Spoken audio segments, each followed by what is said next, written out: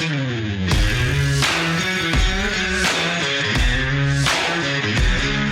well-regulated militia being necessary to the security of a free state, the right of the people to keep and bear arms shall not be infringed.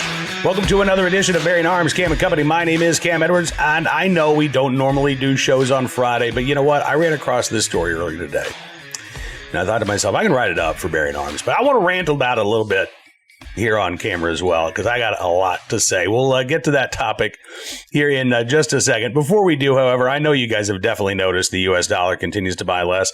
Last year, the average IRA and 401k balance fell by more than 20%. If we've learned anything from the past few years, it's that anything can and will happen. Here's something that might help, though, a gold IRA. Gold may be a great option for you. That's right, physical gold in your IRA. Many central banks buying tons right now. What does that tell you? Augusta Precious Metals is a gold IRA company that offers its customers the opportunity to invest in gold. You can call Augusta Precious Metals and learn how a gold IRA can help you. If you've saved $100,000 or more for retirement, call Augusta Precious Metals to get their free ultimate guide to gold IRAs. Tell them you heard it here on our show, and they'll give you a free gold coin when you open a gold IRA. Contact Augusta Precious Metals and diversify your retirement today. Call 855-222-4997. Again, that's 855-222-4997. Augusta Precious Metals at 855-222-4997. Now, apologies if you hear a little noise in the background. My neighbor is doing some haying in a pasture, so we've got some farm equipment around, so you might hear some noise in the background here. But the topic of conversation today, you know, the gun control lobby has spent so much time and effort and money trying to convince middle America that they're reasonable, right? They're only looking for a few reasonable regulations, a few common sense restrictions in the name of public safety, but they're not opposed to gun ownership. They're not opposed to the Second Amendment. Oh, no, they don't want to stand in the way of you being able to protect yourself in your home, or you being able to hunt or shoot competitively. They're not opposed to any of that, right? They're just focused on responsible gun ownership, which, of course, is a lie. There is no aspect of lawful gun ownership that the gun control groups embrace. It may be that, some aspects of gun ownership are a higher priority for them to eradicate than others. I imagine that competitive shooting would be among the last of the items on their we're going to ban it wish list. But it's still there. The Minneapolis Star-Tribune had a story today. Made me roll my eyes just looking at the headline. Minnesota helped launch a nationwide boom in youth trap shooting. And the NRA is funding. Dun, dun, dun. Yeah. So the story is ostensibly about the USA Clay Target League, specifically what's going on in Minnesota, the state organization there. As the Star Tribune notes, the USA Clay Target League, the largest youth clay target shooting organization in the country, more than 46,000 members in grades 6 through 12. About 12,000 of those participants are in Minnesota, where about 350 of the high schools in the state have clay target teams. That's pretty incredible. 12,000 student athletes compared to 8,000 student athletes in the state of Minnesota who are playing boys and girls hockey in Minnesota. In just 2 decades, the paper writes, clay targets become one of the country's fastest growing high school sports, and Minnesota is arguably the epicenter of youth traps' nationwide boom. So the Star Tribune spoke to the founders of the Clay Target League, which started in Minnesota and then it actually expanded nationwide. Jim Sable, after he retired about 20 years ago, was at a gun club in Plymouth, Minnesota. They got a shipment of clay targets, and the driver asked if he could round up a few young people to help unload. And Sable was one of the young guys in his 60s.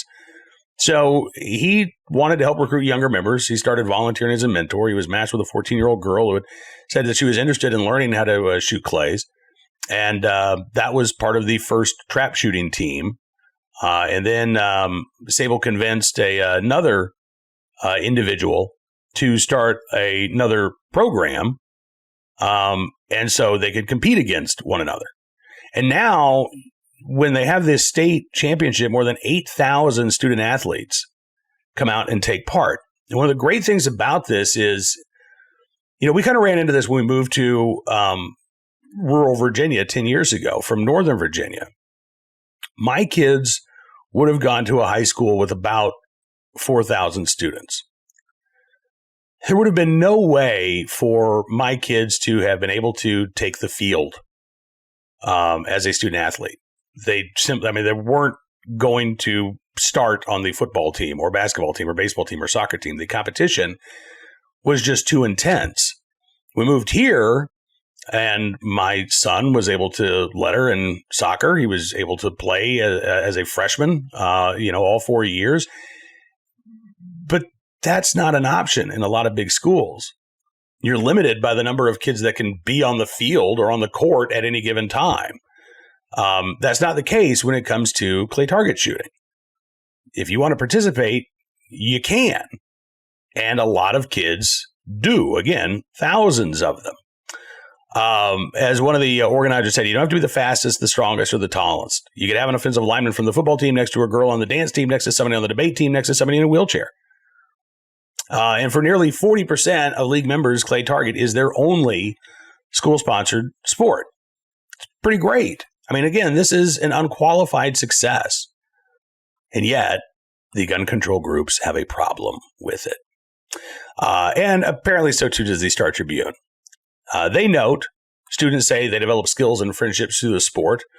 But the paper says they're not the only ones benefiting from the league's explosive growth. Retailers sell more firearms and ammunition. League participants go through 350,000 cases annually. And conservation groups get a cut of the tax on those purchases.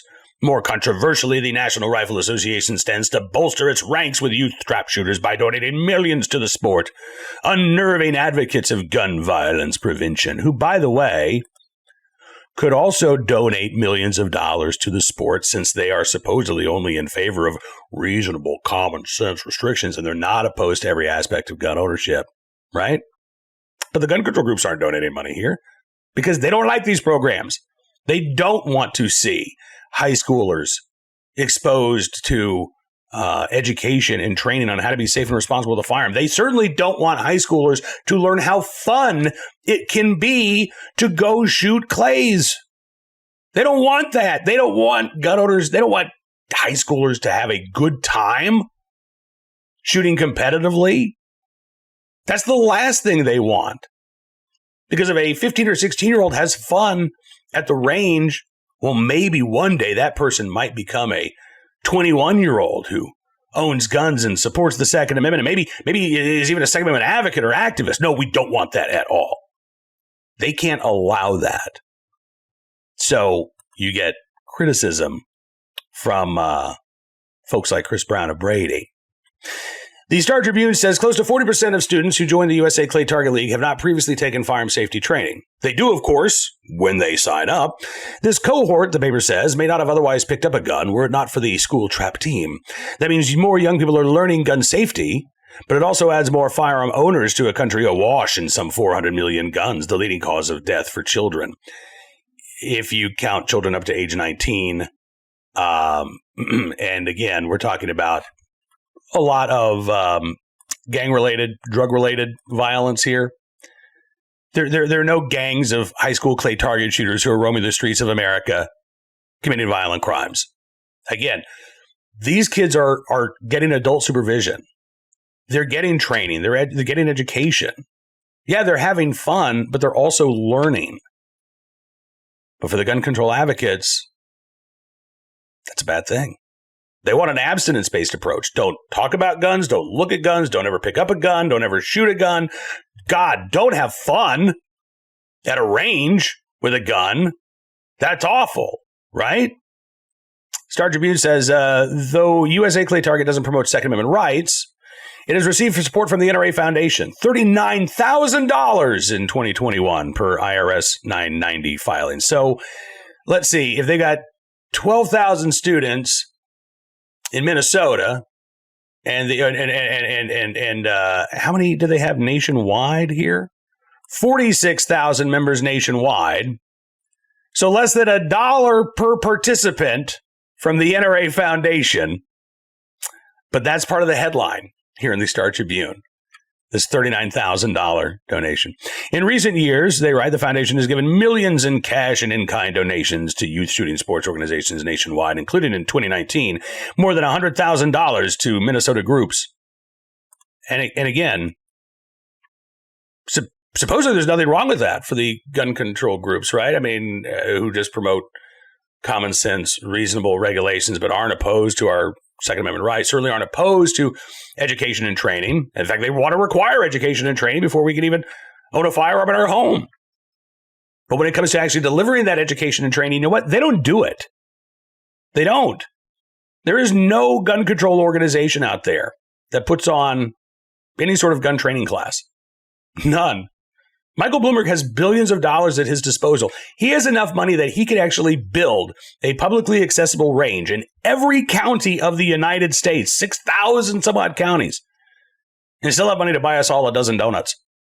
But they don't put their money there. They don't put their money in education and training. They put their money in trying to ban our right to keep and bear arms, in trying to denormalize gun ownership, and trying to tell 14, 15, 16-year-old kids, you're weird if you join this clay target team.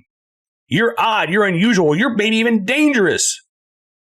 If you pick up a gun under adult supervision, you go out and you blast away at clay targets and you feel good about it. It's sick. It's twisted. But it is the gun control ideology. As the Star Tribune writes, the NRA's influence concerns Chris Brown, president of Brady, the National Gun Violence Prevention Group. Yeah. I look at anything fun about the NRA with a jaundiced eye, she says, because about 30 years ago, they stopped talking publicly about any risk associated with firearms. In this country, suicide with a firearm is at a 40-year high, and that is particularly true with teenagers. And again, how many of those teens do you think are involved in high school clay target shooting? My guess is few, if any.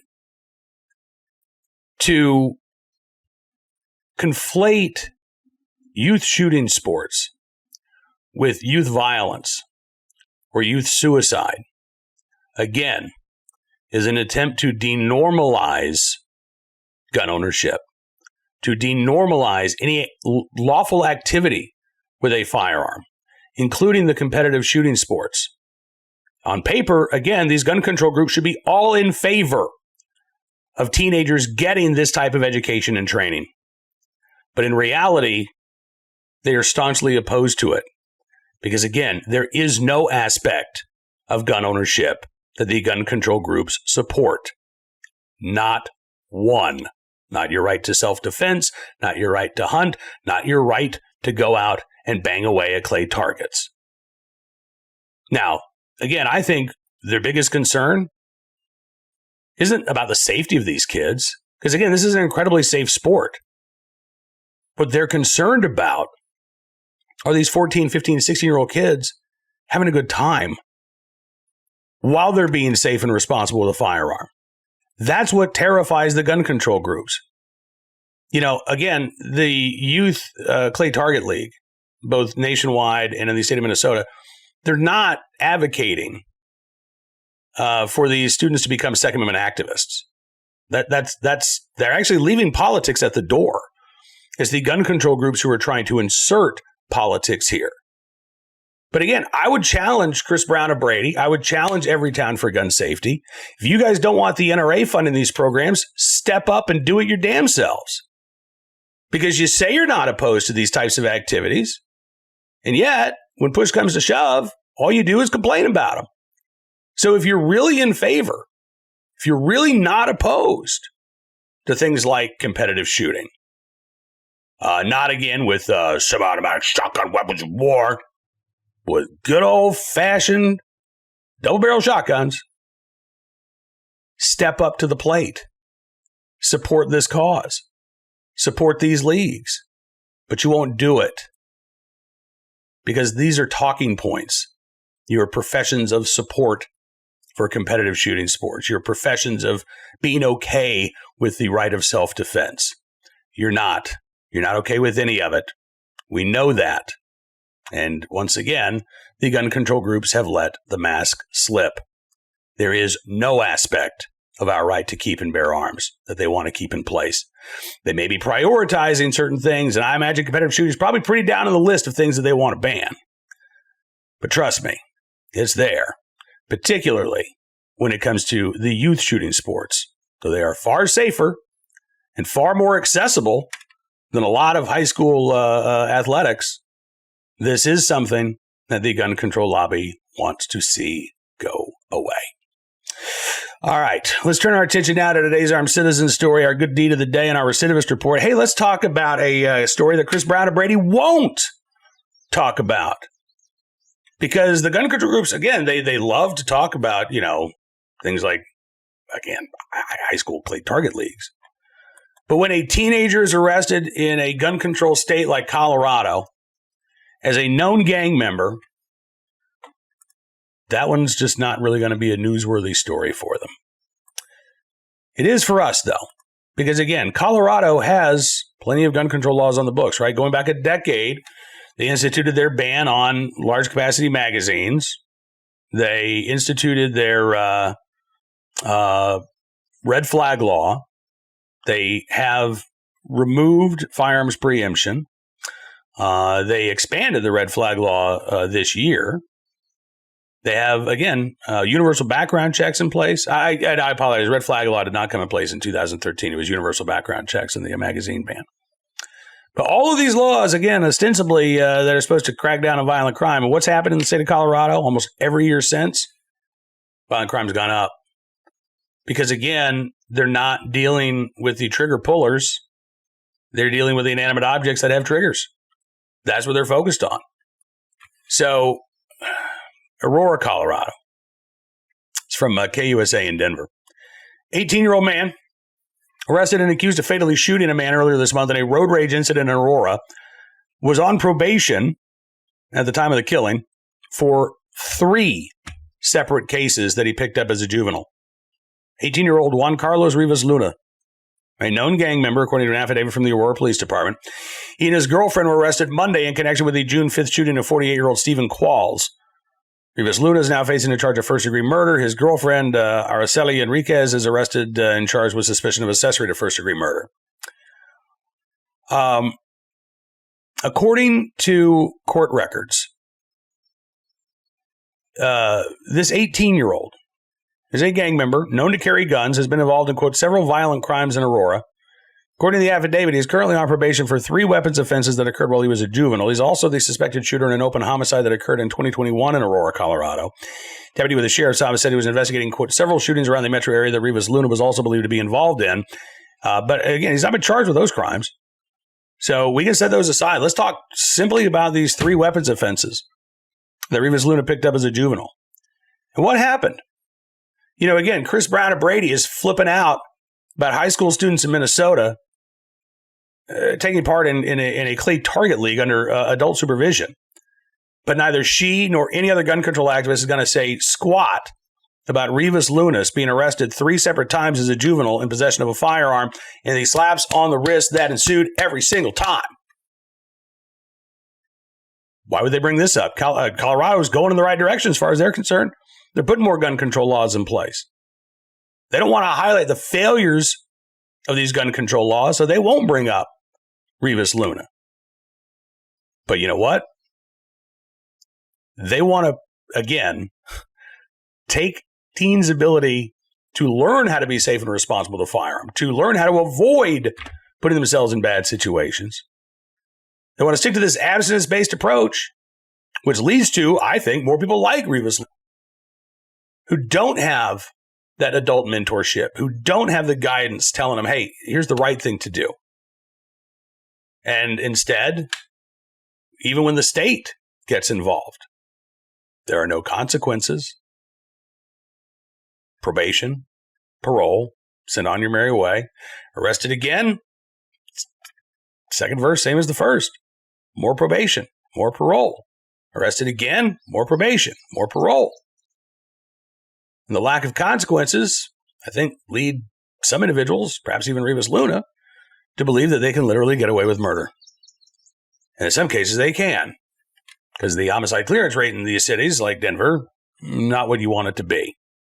In this particular case, Aurora police have made an arrest, but I just can't help but wonder if the system had taken this 18-year-old seriously. The first time he was caught with a gun underage, or the second time he was caught with a gun underage, or the third time he was caught with a gun underage. Maybe we wouldn't be talking about Rivas Luna facing murder charges today. Now, today's armed citizen story from Florida. Boy, this is a weird one. Gotta love any story that starts out Florida man, right? Florida man returns home from 7-month trip to find squatter in his house. First of all, 7 months away from home? I mean, man, I don't know. That's pretty crazy. But yeah, Ocala, Florida. Homeowner returned from a 7-month trip to New Zealand and found a man squatting in his home, according to an affidavit from the Marion County Sheriff's Office. Fox 35 in Orlando reports the two got into a verbal argument, which resulted in the homeowner firing a shot into his front door after asking the alleged trespasser to leave. Zamoy Brown, arrested on several charges, including misdemeanor trespassing, misdemeanor possession of marijuana, felony possession of a controlled substance without a prescription. After the confrontation that took place last Friday in Ocala, the suspect, Zamoy Brown, is actually the one who called police, saying that he was shot by someone who claimed the house was his, even though Brown said, no, it was actually mine. Homeowner, can you imagine? Homeowner told authorities he was in New Zealand for 7 months. He got back home on June the 9th. When he gets back, he said he found his house trashed, burglarized, several items were missing, and he called police earlier in the day. And then he said he ended up sleeping in the closet that night, hoping that he could catch the squatter when he returned. The alarm ended up going off around 8 p.m., and he found Brown peeking into the room where he was lying down. Homeowner yelled at Brown to get out of the house. The two began to argue about who actually owned the home. Brown said the home did not belong to the homeowner. At some point, again, the argument escalated, and a shot was fired, apparently into the bottom left corner of the front door. Brown then ran out of the house. After he was arrested, read his Miranda rights, Brown said that he was living at the house for, quote, a few months, and that he was the only one staying there to his knowledge. He denied stealing the items that the homeowner reported earlier in the day. He also said that all the windows and doors were unlocked when he arrived and claimed the house had been vacant for 3 years, as opposed to 7 months. The homeowner did choose to press charges, Brown taken into custody. And when he was searched before entering the deputy's car, they found a rock-like substance in his pants pocket, which later tested positive for methamphetamine. Right now, Brown's being held on a $4,000 bond. I'm glad that he has a place to stay, but not the homeowner's home there in Ocala, Florida. Homeowner not facing any charges and hopefully does not have to deal with any more squatters. But next time you're gone for 7 months, find somebody to come around, like even if it's once a week or so, just to check and make sure everything's all right. Just a helpful tip from Uncle Cam. All right, today's good deed of the day. We will wrap things up for the week here with a great story out of Alaska. Anchorage, Alaska, where a highway worker in the right place at the right time, willing and able to do the right thing to save a woman's life. This was June the 1st. Lisa Keene, president of a traffic control company, said a man pulled into the line of a road stop. Soon after, she said the man jumped out of his car and rushed to the passenger side. And then he pulled a woman out of the car who was having a medical emergency. Retired Army medic Mario Jones says he drug her away from the car and he laid her down on the ground and he yelled, "Help." Jones was working as a traffic flagger.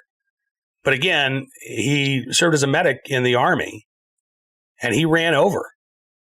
He said she was flatline, unresponsive. I just went right to her. I knew exactly what to do.